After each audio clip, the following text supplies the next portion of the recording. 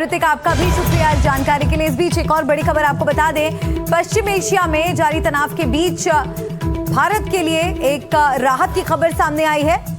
Hormuz से सुरक्षित निकलकर पहुंचा है शिवालिक, मुंद्रा पोर्ट पहुंचा शिवालिक एलपीजी कैरियर। तो ये बड़ी खबर इस वक्त की आपको बता दें, भारतीय ध्वज वाला एलपीजी टैंकर शिवालिक पहुंच चुका है। एलपीजी कैरियर गुजरात के मुंद्रा पोर्ट पर पहुंचा है। ये जहाज युद्ध प्रभावित स्ट्रेट ऑफ हॉर्मुज से सुरक्षित निकलकर भारत की ओर रवाना हुआ था और इसमें 45,000 मीट्रिक टन से ज्यादा एलपीजी लदी हुई थी। माना जा रहा है कि इससे देश में चल रही एलपीजी आपूर्ति की किल्लत को कम करने में मदद मिलेगी। तो मुंद्रा पोर्ट पहुंचा शिवालिक एलपीजी कैरियर, इस वक्त की बड़ी खबर। तस्वीर भी दिखा रहे हैं हम आपको। हॉर्मुज से सुरक्षित निकलकर शिवालिक पहुंचा है, मुंद्रा पोर्ट पहुंचा शिवालिक एलपीजी कैरियर। ये बड़ी खबर इस वक्त की। हॉर्मुज स्ट्रेट जहां पर भारी तनाव देखने को मिल रहा है और पश्चिम एशिया में जारी तनाव के बीच भारत के लिए ये राहत भरी खबर है। राजेंद्र मेरे सहयोगी जुड़ गए हैं ज्यादा जानकारी के साथ। राजेंद्र, और क्या जानकारी मिल रही है इस बड़ी खबर पर? जी, बात की जाए तो जो पश्चिम एशिया में जारी तनाव के बीच आज भारत के विदेश मंत्रालय द्वारा लगातार प्रयासों और भारतीय नौसेना की सतर्कता से एक जहाज जो एलपीजी लेके यहाँ पे मुंद्रा बंदरगाह पे पहुंचा हुआ है। भारतीय नौसेना के 3 युद्धपोतों की कड़ी सुरक्षा के से आज एलपीजी टैंकर शिवालिक मुंद्रा बंदरगाह पर लंगर डाल रहा है। के आगमन को ध्यान में रखते हुए मुंद्रा पोर्ट प्रशासन युद्ध स्तर पर लॉजिस्टिक्स तैयारी कर ली है ताकि गैस की इस खेप को तुरंत अनलोड कर देश के अन्य हिस्सों तक पहुंचा जा सके। एलपीजी से लदा जहाज शिवालिक मुंद्रा पोर्ट पर पहुंचा और जेटी पर टग बोट अभी यहाँ पे ला रही है। एलपीजी से लदा ये जहाज अभी यहाँ पे लंगर होगा और कुछ ही देर में जेटी पर एलपीजी का ये है वो खाली करेंगे।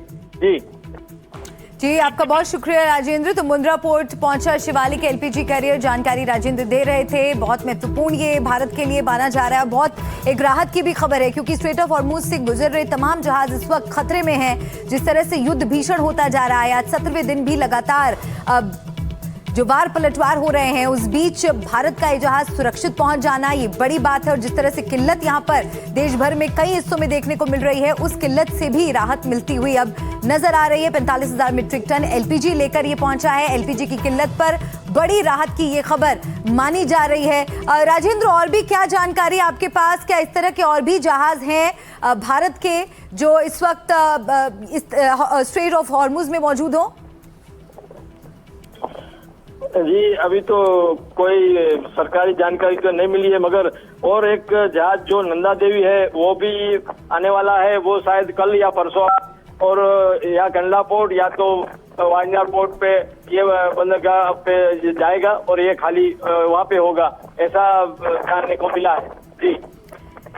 जी, तो हॉर्मुज से सुरक्षित निकलकर पहुंचे शिवालिक का कितनी देर पहले ये पोर्ट पर पहुंचा है? क्या जानकारी मिल रही है?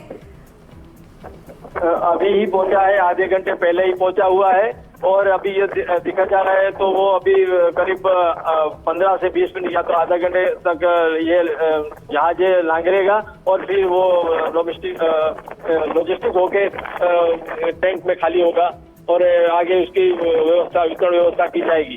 जी, और राजेंद्र, ये भी जानकारी मिल रही है कि 45,000 मीट्रिक टन से ज्यादा एलपीजी इसमें लदी हुई है और जिस तरह से अभी हम देख रहे हैं देश में कई जगहों पर एलपीजी की किल्लत देखने को मिल रही है, तो माना जाए कि अब बड़ी राहत है भारत के लिए?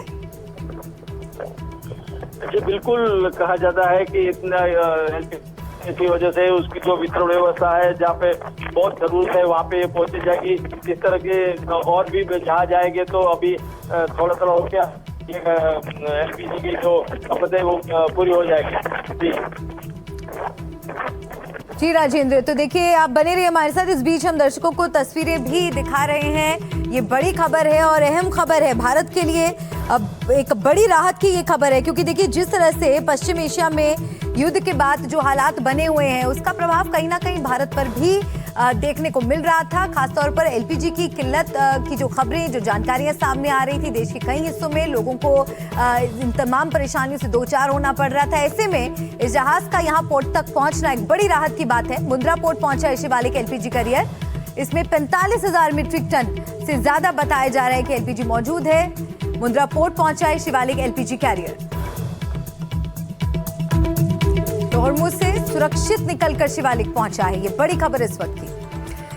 तो इससे जुड़े अपडेट्स आगे भी हम आप तक पहुंचाएंगे। और आइए एक बार युद्ध की अब बात कर लेते हैं, क्योंकि युद्ध को शुरू हुए 17 दिन हो रहे हैं। जंग रुकने की जगह तेज होती जा रही है। ईरान चुन चुनकर उन निशानों पर हमला कर रहा है जिससे अमेरिका, इजराइल और उनकी मदद करने वाले देशों को नुकसान पहुंचे।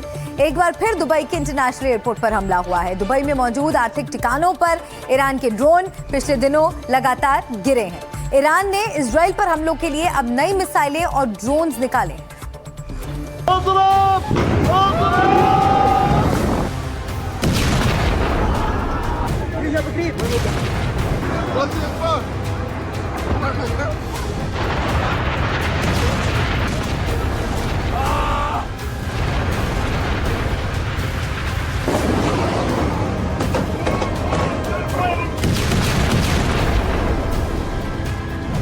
युद्ध का 17वां दिन।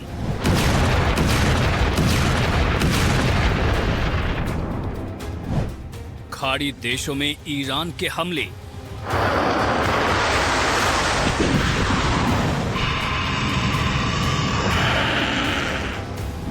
दुबई एयरपोर्ट बना निशाना।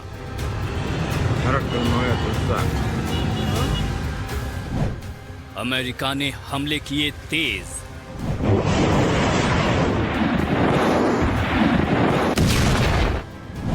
ईरान की ड्रोन फैक्ट्रियों पर अटैक।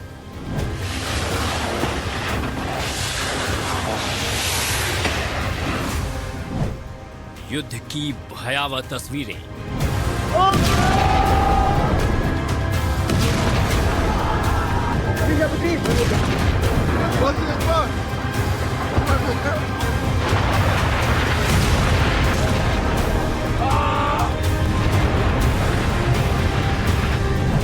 इजराइल, अमेरिका और ईरान के बीच चल रही जंग 17वें दिन में पहुंच गई है।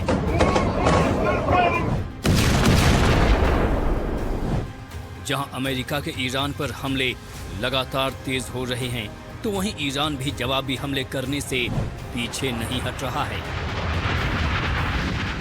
चुन चुनकर अमेरिकी सैन्य ठिकानों को निशाना बनाने का दावा कर रहा है।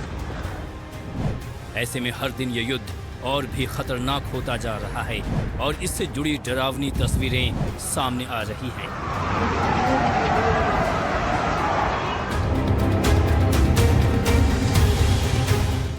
ये तस्वीर है दुबई एयरपोर्ट की। यहाँ ईरान ने ड्रोन से अटैक किया, जिससे यहाँ मौजूद ईंधन टैंक में आग लग गई। ये आग इतनी भयानक थी कि आसपास अफरा तफरी मच गई। आग की लपटें और धुएं का गुबार दूर दूर तक फैला नजर आया।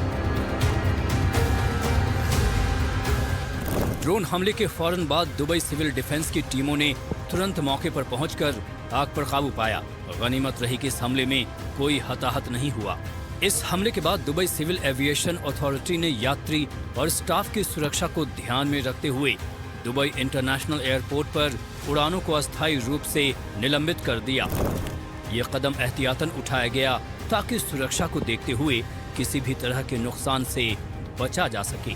सभी सुरक्षा प्रोटोकॉल सक्रिय कर दिए गए थे और आग पर काबू पाते ही हालात सामान्य करने की कोशिश की जा रही है। जब से ये जंग शुरू हुई है, तब से अब तक दुबई को कई बार निशाना बनाया जा चुका है। ये तस्वीरें 1 मार्च की हैं, जब ईरान ने दुबई एयरपोर्ट और बुर्ज अल अरब होटल को निशाना बनाते हुए रात भर ड्रोन और मिसाइलें दागी। इस हमले में एयरपोर्ट के टर्मिनल को नुकसान पहुंचा था। इस हमले में 4 कर्मचारी भी घायल हुए थे। 1 मार्च को ही दुबई के आइकॉनिक बुर्ज अल अरब होटल पर हमला हुआ। ईरान के एक ड्रोन का मलबा होटल से टकराया और उसके बाद इस इमारत में आग लग गई। 1 मार्च को ईरान ने दुबई में अमेज़न वेब सर्विसेज के डेटा सेंटर्स पर हमला किया था। ड्रोन और मिसाइलों का इस्तेमाल करके डेटा सेंटर्स को सीधे निशाना बनाया।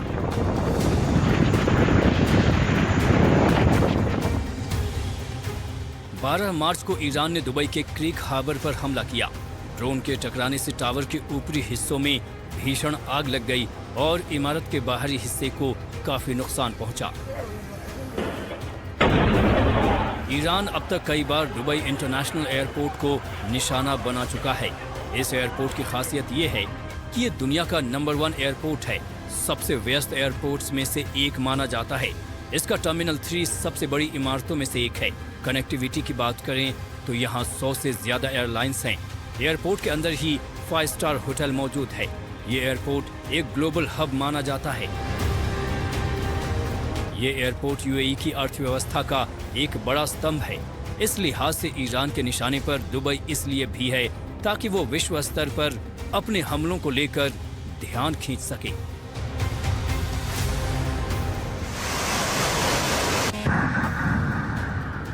ईरान ने इजराइल पर फिर एक बड़े हमले का दावा किया है। ईरान ने हमले में अराश टू सुसाइड ड्रोन का इस्तेमाल किया है। इसके जरिए इजराइल के सुरक्षा केंद्र, पुलिस स्टेशनों को निशाना बनाया गया है।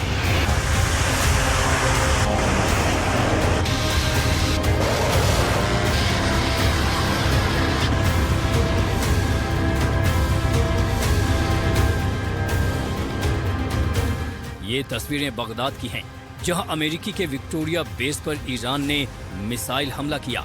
इस हमले के बाद यहां भीषण आग लग गई। विक्टोरिया बेस बगदाद एयरपोर्ट के पास है।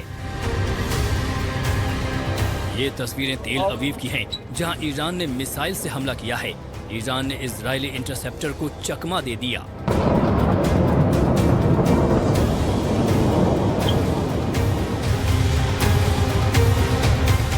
ये वीडियो हिजबुल्लाह ने जारी किया है। इजरायली सैन्य ठिकाने पर इस तरह हमले किए गए हैं। गाइडेड मिसाइल से बेस कैंप पर हमला हुआ है। ये तस्वीरें दक्षिणी लेबनान की हैं। खामनेई के बाद उनके विमान को भी इजराइल ने निशाना बनाया है। मेहराबाद इंटरनेशनल एयरपोर्ट पर खड़े विमान को बर्बाद कर दिया गया है। हमले के बाद एयरपोर्ट से धुआं उठता दिखा।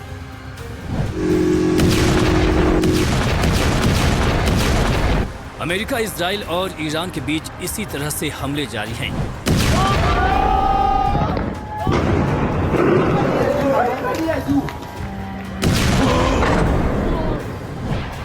और ये आए दिन और भी खतरनाक होते जा रहे हैं। अमेरिका ईरान पर लगातार हमले कर रहा है, तो वहीं ईरान ने अमेरिका को चेतावनी दी है कि अगर फिर से खार्ग द्वीप पर हमला हुआ तो इसका असर वैश्विक ऊर्जा बाजार पर पड़ेगा। युद्ध के 17वें दिन की स्थिति उसी तरह खतरनाक बनी हुई है। Bureau report, NDTV India.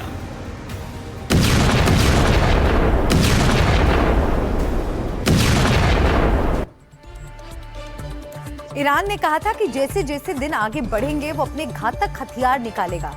उसने अब अपनी सबसे आधुनिक बैलिस्टिक मिसाइलों में से एक सेजिल का इस्तेमाल किया है। इसे डांसिंग मिसाइल कहा जाता है। पिछले साल 12 दिनों की जंग में भी इस मिसाइल ने सबको चौंका दिया था। ये हवा में ही अपना रास्ता बदलते हुए चलती है और दुश्मन को संभलने का मौका तक नहीं मिलता। इसके अलावा ईरान ने आत्मघाती अर्श 2 ड्रोन का भी इस्तेमाल शुरू कर दिया है। ईरान का नया ब्रह्मास्त्र, नाचती मौत, दुश्मन में खौफ। ईरान ने चलाई डांसिंग मिसाइल।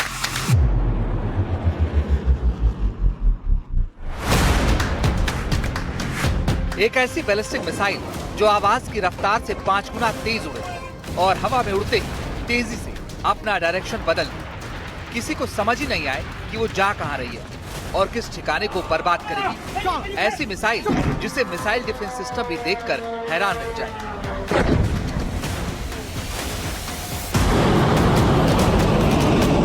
ये ईरान की सेजिल मिसाइल, जिसको 2026 में ईरान ने पहली बार इस्तेमाल किया।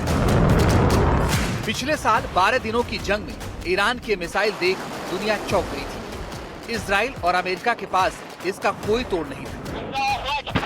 अब करीब 9 महीने बाद ईरान ने फिर इसे अपने मिसाइल के जखीरे से बाहर निकाला और इजराइल की ओर दाग दिया। ईरान ने रविवार को इजराइल को सेजिल बैलिस्टिक मिसाइल से निशाना बनाया। जिस मिसाइल को ईरान की डांसिंग मिसाइल कहा जाता है, ये मिसाइल घूम घूम कर तबाही मचाती है। आपको इसकी खासियत बताते हैं। ये मिसाइल ईरान से सिर्फ 7 मिनट में इजराइल के तेल अवीव पहुंच सकती है। आवाज से 5 गुना तेज इसकी रफ्तार है। रफ्तार करीब 13,000 किलोमीटर प्रति घंटा है।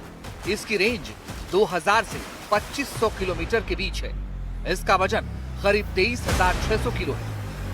करीब 700 किलो विस्फोटक ले जाने में सक्षम है।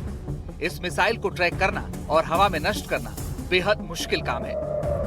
इस मिसाइल की जद में इजराइल समेत पूरा पश्चिम एशिया है। यूरोप के कुछ हिस्से भी अधिक ऊंचाई पर उड़ते समय दिशा बदलने में सेजिल मिसाइल माहिर है। इजराइल का आयरन डोम जैसा हाईटेक एयर डिफेंस सिस्टम भी इसके आगे फेल माना जाता है। ये 2 चरणों वाली बैलिस्टिक मिसाइल है जो ठोस ईंधन से चलती है। ठोस ईंधन तकनीक मिसाइलों को तेजी के साथ लॉन्च की सुविधा देती है। इससे तैयारी का समय कम हो जाता है और लॉन्च से पहले इनका पता लगाना या इन्हें रोकना एयर डिफेंस के लिए कठिन होता है। ईरान ने इस मिसाइल का पहला परीक्षण 2008 में किया था और अब उसने जंग में इसे निकाल लिया है। अमेरिका और इजराइल को चौंकाते हुए ईरान ने इस जंग में कुछ घातक मिसाइलों का इस्तेमाल किया है। सेजिल को रविवार 15 मार्च को लॉन्च किया गया। खुर्रमशहर 4 इसे ईरान की मॉन्स्टर मिसाइल भी कहा जा रहा है क्योंकि ये 1.5 टन तक विस्फोटक ले जा सकती है। इसके अलावा फतेह मिसाइल ये ईरान की हाइपरसोनिक मिसाइल है जिसका उपयोग इजरायली एयर डिफेंस को भेदने के लिए किया गया है। इनके अलावा मध्यम दूरी की इमाद, कद्र और खैबर शिकन मिसाइलों को ईरान ने हमले में इस्तेमाल किया है। ईरान के मिसाइलों के साथ इसके ड्रोन्स जंग में इसके ताकतवर हथियार बनकर सामने आए। शाहिद 136 ड्रोन के साथ अब ईरान ने दूसरे आत्मघाती ड्रोन मैदान में उतार दिए। ईरान ने नया वीडियो जारी किया है कि जिसमें अर्श 2 आत्मघाती ड्रोन लॉन्च करते दिखाया गया है। अर्श 2 को शाहिद 136 से भी ज्यादा खतरनाक माना जा रहा है। अर्श 2 ईरान का एक लंबी दूरी ड्रोन है। ये एक कामिकाजी यानी आत्मघाती ड्रोन है जिसकी मारक क्षमता लगभग 2000 किलोमीटर है। इसे विशेष रूप से इजराइल के शहरों तेल अवीव और हाइफा को निशाना बनाने के लिए डिजाइन किया गया है। ये 150 से 260 किलोग्राम तक का भारी वॉरहेड ले जा सकता है। इसकी क्रूज गति 180 से 260 किलोमीटर प्रति घंटा है, जबकि गोता लगाते समय इसकी गति 400 किलोमीटर प्रति घंटा से अधिक हो सकती है। अमेरिका के खिलाफ लड़ते हुए ईरान ने मुख्य हथियार के तौर पर मिसाइलों और ड्रोन का इस्तेमाल किया। इनसे हुई भारी तबाही के आगे इजराइल अमेरिका के डिफेंस सिस्टम भी पानी मांगने लगे। ईरान साफ कह चुका है कि वो 10 साल जंग लड़ने के लिए तैयार है। ईरान ने यह कहकर सनसनी मचा दी कि उसके भंडार से अभी तक सिर्फ पुराने और छोटे हथियार निकले हैं और धीरे धीरे वो नए और घातक हथियार निकालेगा। अब ईरान ने अपने भंडार से सेजिल मिसाइल निकाल ली है। Bureau report, NDTV India.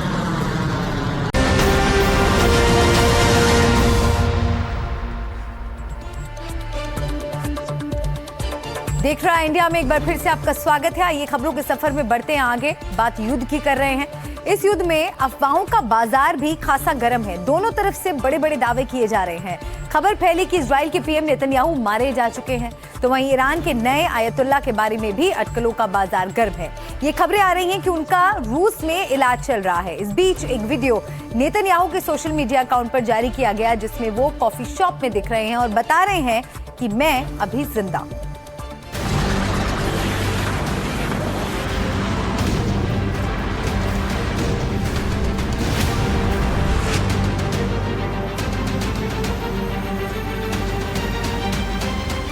इस जंग ने कितना घातक रूप ले लिया है, इसे इस बात से समझिए कि एक दूसरे के बड़े नेताओं पर सीधा निशाना साध लिया गया है। हमले हो रहे हैं। ऐसे ही एक हमले में पहले ही दिन ईरान के सुप्रीम लीडर को मार दिया गया। उनके बेटे और ईरान के नए सुप्रीम लीडर बुरी तरह घायल बताए जा रहे हैं। बेहद सुरक्षा में रहने वाले इजराइल के पीएम बेंजामिन नेतन्याहू के मारे जाने की खबरें ऐसी उड़ी कि उन्हें एक वीडियो जारी करना पड़ा। ये वीडियो उनके सोशल मीडिया अकाउंट से जारी किया गया। कॉफी शॉप में नेतन्याहू। नेतन्याहू ने गिनाई अपनी उंगलियां। खुद के जिंदा होने का दिया सबूत। इस वीडियो में नेतन्याहू एक कॉफी शॉप में दिख रहे हैं। अपने आधिकारिक एक्स हैंडल पर इजराइल के प्रधानमंत्री ने वीडियो जारी कर बताया कि उनके मरने की खबरें अफवाह हैं। इस वीडियो में कटाक्ष करते हुए नेतन्याहू ने अपनी उंगलियां भी कैमरे के सामने दिखाई और ये बताया कि 6 नहीं हैं, बिल्कुल असली हैं। मैं लगभग मर ही चुका हूँ। मुझे कॉफी इतनी पसंद है। जानते हैं मुझे और क्या पसंद है? मुझे अपने लोग और उनका शानदार व्यवहार बहुत पसंद है। क्या आप उंगलियां गिनना चाहेंगे? आप दिखा सकते हैं। ताज़ा हवा लेने के लिए बाहर जाने वाले लोगों के लिए एक संदेश। किसी सुरक्षित शेल्टर के पास रहें। आपका रवैया अद्भुत है। यह मुझे, सरकार को, IDF को और मोसाद को शक्ति देता है। नेतन्याहू अपनी 6 उंगलियों के बारे में मजाक करते हैं, क्योंकि शुक्रवार को नेतन्याहू ने अपने एक्स अकाउंट पर युद्ध को लेकर हुई एक प्रेस कॉन्फ्रेंस का वीडियो शेयर किया। लेकिन इस वीडियो में कई सोशल मीडिया यूजर्स ने दावा किया कि उन्हें नेतन्याहू के दाहिने हाथ में 6 उंगलियां दिखाई दी, जिससे ये अफवाह फैल गई कि ये वीडियो AI से बनाया गया है। इजराइल ने सारी अफवाहों को खारिज किया था। इस नए वीडियो में नेतन्याहू और भी बातें कहते हैं। हम कुछ ऐसे काम कर रहे हैं जिनके बारे में मैं अभी जानकारी नहीं दे सकता, लेकिन हम कर रहे हैं। ईरान पर आज भी कड़ा प्रहार कर रहे हैं। लेबनान में भी हमारी गतिविधियां जारी हैं। आप मुझे जारी रखने के लिए कहते हैं और मैं आप सभी से कहता हूं कि आप भी जारी रखें। होम फ्रंट कमान का हर समय पालन करते रहें, हमेशा सुरक्षित स्थान के पास रहें। हम यथासंभव स्थिति को आसान बनाने की कोशिश करेंगे। और कॉफी के लिए धन्यवाद, यह बहुत बढ़िया है। हालांकि मुझे कैलोरी के बारे में पक्का पता नहीं है। नेतन्याहू की जान को संकट है, क्योंकि ईरान ने ऐलान किया है कि वो इजराइल के प्रधानमंत्री बेंजामिन नेतन्याहू को जान से मार देगा। IRGC ने अपने एक बयान में कहा कि वो जहां भी होंगे मार गिराएंगे। रविवार को IRGC ने एक बयान में कहा कि अगर अपराधी प्रधानमंत्री नेतन्याहू अभी भी जिंदा है तो हम पूरी ताकत से उसका पीछा करेंगे, उसे मार गिराएंगे। IRGC ने नेतन्याहू को बच्चों का हत्यारा यानी चाइल्ड किलर बताया है। लेकिन क्या ये इतना आसान है? क्योंकि नेतन्याहू के बारे में कहा जाता है कि वो एक कड़े सुरक्षा के घेरे में रहते हैं। उनके आसपास गार्ड्स का घेरा रहता है। गाड़ियों का काफिला और हवाई जहाज हर हमले से बचाव के लिए तैयार रहते हैं। नेतन्याहू की निजी सुरक्षा की जिम्मेदारी इजराइल की आंतरिक सुरक्षा एजेंसी शिन बेट की एक विशिष्ट इकाई पर होती है। ये इकाई 7 दिन 24 घंटे उनके सुरक्षा के लिए तैयार रहती है। इसमें स्नाइपर्स ऑब्जर्वेशन पोस्ट होते हैं, लेकिन पुलिस, IDF और मोसाद का पल पल तालमेल होता है। जानकारी के मुताबिक शिन बेट की यूनिट 370 पूरी तरह नेतन्याहू की सुरक्षा में लगी रहती है। 8 से 20 लोग हर समय उसके साथ रहते हैं। कुछ सुरक्षा कर्मी अंडर कवर रहते हैं। इन लोगों का काम गाड़ी की सुरक्षा से लेकर किसी भी तरह के हमले से निपटने का होता है। ये टीम नेतन्याहू के रूट प्लान से लेकर उनके कार्यक्रम को कई दिन पहले से ही प्लान कर लेती है। नेतन्याहू के काफिले में विशेष तकनीक का उपयोग किया जाता है। जिस गाड़ी में वो चलते हैं उसकी भी सुरक्षा कड़ी रहती है। सुरक्षा कर्मियों का पूरा काफिला साथ चलता है। उनके विमान में उन्नत मिसाइल रक्षा प्रणालियां लगी हुई हैं, जो किसी भी हवाई हमले को नाकाम करने में सक्षम हैं। रडार और मिसाइल सिस्टम खतरे को कम करते हैं। इन सब के अलावा भी कई तरह के सुरक्षा प्रोटोकॉल होते हैं। जहां भी वो जाते हैं वहां इजाजत के बिना परिंदा भी पर नहीं मार सकता है। घर पर भी कई लेयर सुरक्षा रहती है। एंटी ड्रोन सिस्टम लगे हैं और साथ ही बैकअप प्लान तैयार रहता है। वैसे अफवाह और अलग अलग तरह की खबरें सिर्फ नेतन्याहू के बारे में नहीं हैं, बल्कि ईरान के नए आयतुल्ला को लेकर भी कई तरह की चर्चा है। ये कहा जा रहा है कि 28 फरवरी के हमले के बाद वो घायल हो गए, लेकिन पूरी तरह सुरक्षित हैं। लेकिन ये खबर भी गर्म है कि मुश्तबा खामनेई का रूस में इलाज चल रहा है। इजराइल की यूनिट न्यूज की ताज़ा रिपोर्ट के अनुसार मुश्तबा खामनेई को गंभीर चोटें आई हैं। उन्हें इलाज के लिए गुप्त रूप से रूस ले जाया गया है। दावा किया जा रहा है कि 28 फरवरी को हुए जिस हमले में उनके पिता आयतुल्ला अली खामनेई की मौत हुई थी, उसी में मुश्तबा भी गंभीर रूप से घायल हो गए थे।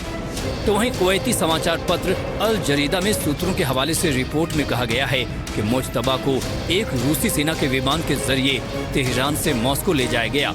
वहां इस रूसी सैन्य अस्पताल में उनके पैरों की सर्जरी की गई है।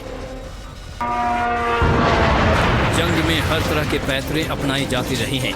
एक दूसरे पर बम मिसाइलों की बारिश हो रही है, तो मनोबल तोड़ने के लिए दुश्मन देश को लेकर कई तरह की खबरें भी चलाई जा रही हैं। Bureau report, NDTV India.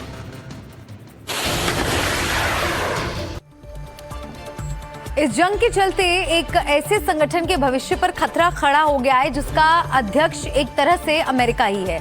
ये वो देश हैं जिन्होंने समझौता किया है कि एक देश पर हमला सारे देशों पर हमला माना जाएगा। हम बात कर रहे हैं नेटो की। ईरान पर हमले में मदद करने के लिए डोनाल्ड ट्रंप नेटो देशों से मदद मांग रहे हैं, लेकिन बहुत सारे देशों ने कह दिया है कि वो इस जंग के खिलाफ हैं। ट्रंप ने अब नेटो के भविष्य पर ही सवाल उठा दिए हैं।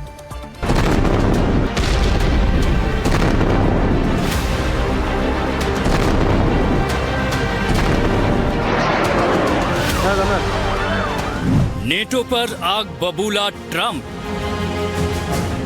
नेटो का भविष्य, ट्रंप ने उठाए सवाल। ईरान जंग में नेटो की नो एंट्री। ट्रंप एक तरफ लगातार कह रहे हैं कि ईरान में उनकी जीत है, ईरान की सैन्य शक्ति तबाह हो चुकी है। कभी वो कहते हैं कि वो जीत चुके हैं, लेकिन जंग अभी बाकी है। वो लगातार नेटो देशों से इस जंग में साथ देने को कह रहे हैं, लेकिन नेटो के उनके बड़े साथी इस जंग में कूदने से इनकार कर चुके हैं। इससे ट्रंप का गुस्सा सातवें आसमान पर है। फाइनेंशियल टाइम्स को दिए एक इंटरव्यू में ट्रंप ने चेतावनी दी कि अगर नेटो सहयोगी स्ट्रेट ऑफ हॉर्मुज की सुरक्षा में मदद नहीं करते तो गठबंधन का भविष्य बहुत बुरा हो सकता है।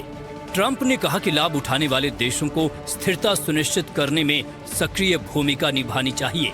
ट्रंप ने कहा कि समुद्री मार्ग से दुनिया के बड़े हिस्से की ऊर्जा जरूरतें पूरी होती हैं। ऐसे में सुरक्षा केवल अमेरिका की जिम्मेदारी नहीं हो सकती। ट्रंप का कहना है कि सहयोगी देश अगर सकारात्मक प्रतिक्रिया नहीं देते या कार्रवाई से पीछे हटते हैं तो इसका दीर्घकालिक नुकसान नेटो की विश्वसनीयता को होगा। ये जंग ईरान के परमाणु कार्यक्रम और बैलिस्टिक मिसाइलों के प्रोग्राम को लेकर अमेरिका इजराइल ने शुरू की थी, लेकिन जल्द ही तेल की आग में जलने लगी। ईरान ने हॉर्मुज को बंद करने की बात कही है और अमेरिका इजराइल के जहाजों को रोकने की चेतावनी दी है। और इसी के साथ यहाँ पर एक ब्रेक के लिए हम रुक रहे हैं। फौरन लौटेंगे कुछ और खबरों के साथ। देखते रहिए एनडीटीवी इंडिया।